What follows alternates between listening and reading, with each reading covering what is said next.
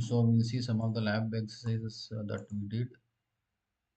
Okay, first exercise was sniff user's credential using social engineering toolkit SET. So on the Linux platform, it is Parrot platform. Click on the applications in the top left corner of desktop and navigate to pen testing, exploitation tools, social engineering toolkit. A terminal window appears somewhat similar to Metasploit.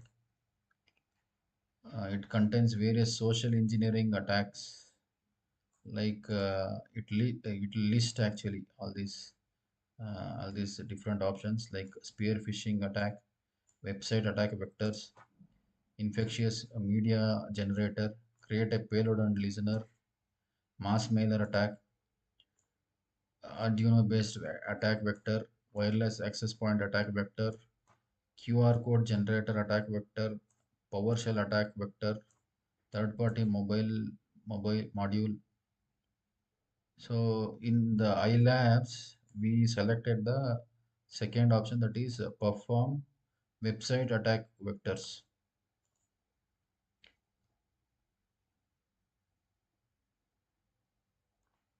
So once we went inside once we selected the website attack vectors, again it showed many options. In that we selected credential harvester attack method. So again within credential harvester attack, we selected site cloner. So after selecting, we gave the IP address of the local machine, that is a Parrot's IP address, and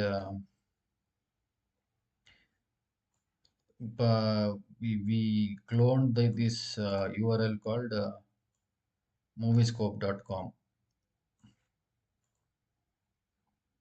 So after cloning successfully, send the IP address of the local machine via email to victim.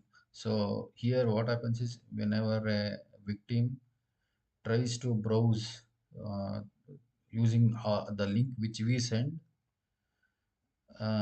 so the cloned website will be opened instead of the genuine website.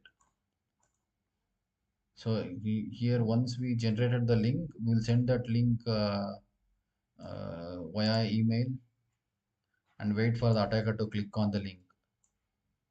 So if he clicks on the link and if he enters username and password, then on the social engineering tool that we have opened, we can see the username and password.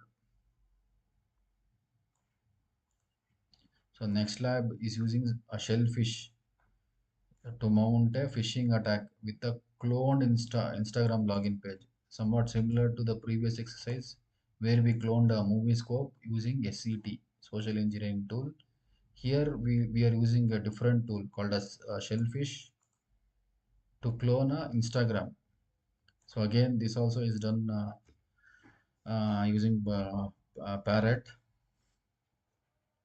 So we will clone this shellfish first and download the shellfish repository.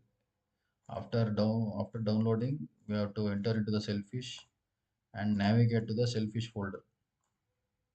So change the mode to executable, and then execute this command to open the shellfish shell script.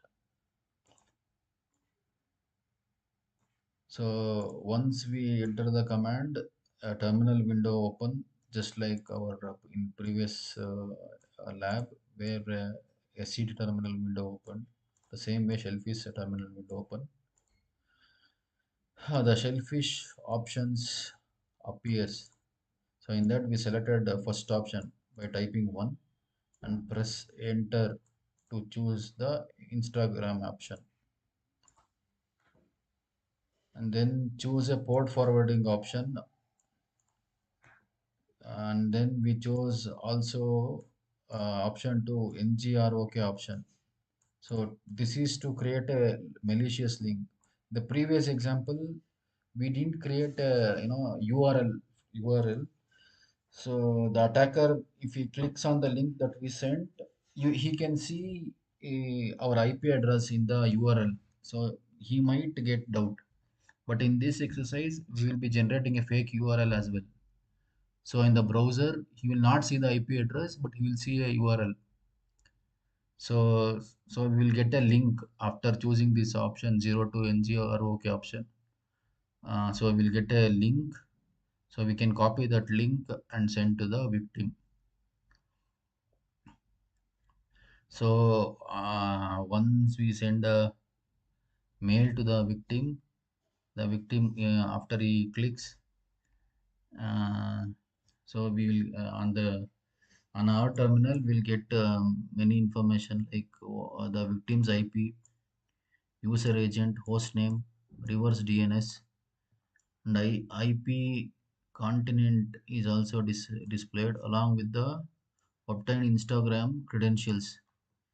This information can be used by attackers to gain unauthorized access to victim's account.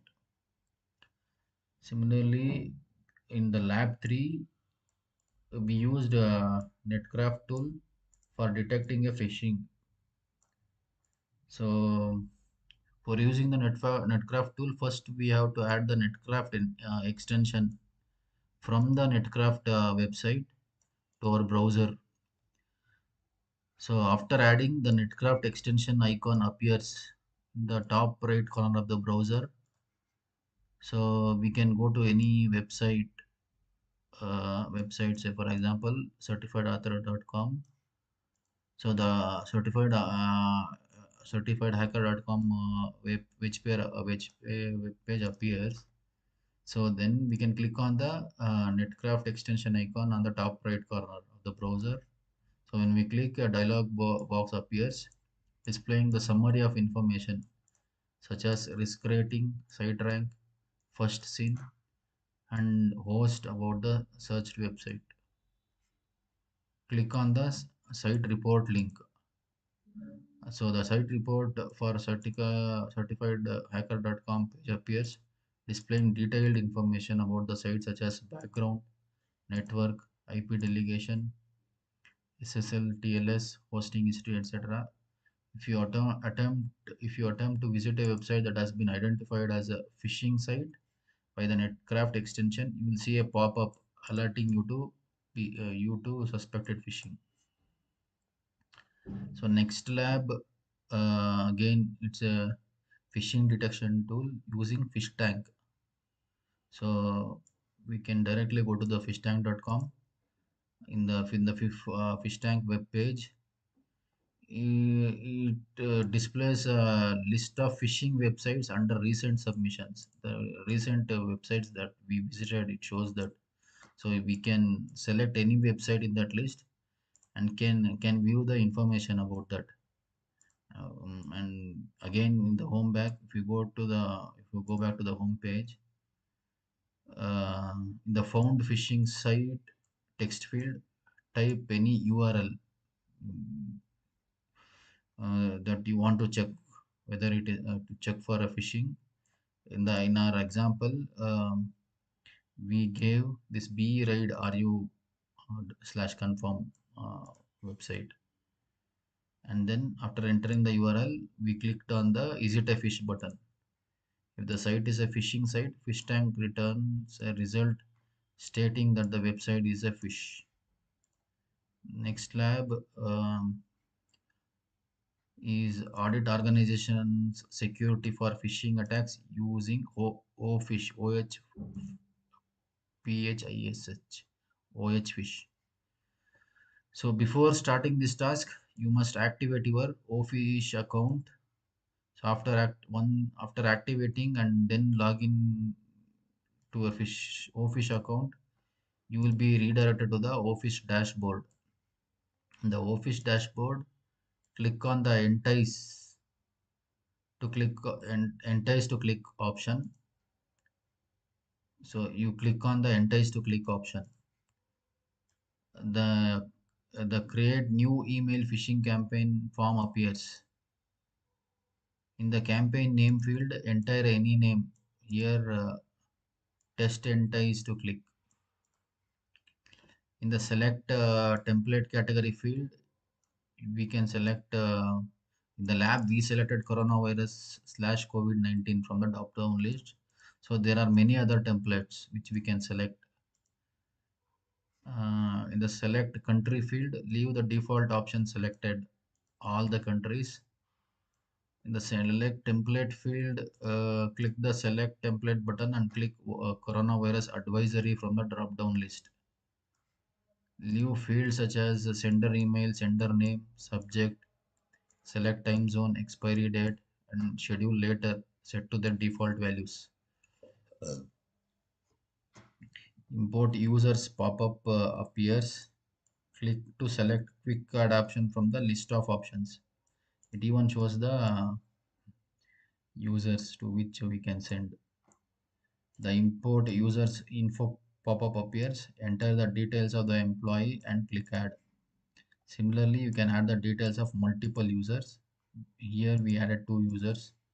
After adding the users, click import. In the batch count and batch interval fields, set the values to 1. Note, batch count indicates how many you want to send emails to at one time. Batch interval indicates at what interval you want to send emails to a batch of users.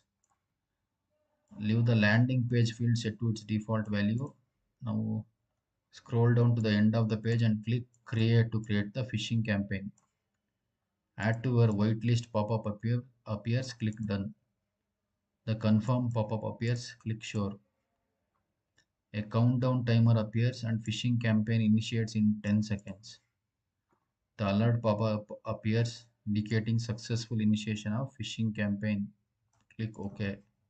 When you open the mail as a victim and click on the link, oh, you have been phished appears. As attackers, you can see campaign detailed report page appears, displaying the campaign details and campaign summary sections after clicking campaign present on the Hofish dashboard. After going to Pro Report in the Office dashboard, click on the Send Attachment option. Then we can even send an attachment using the Office.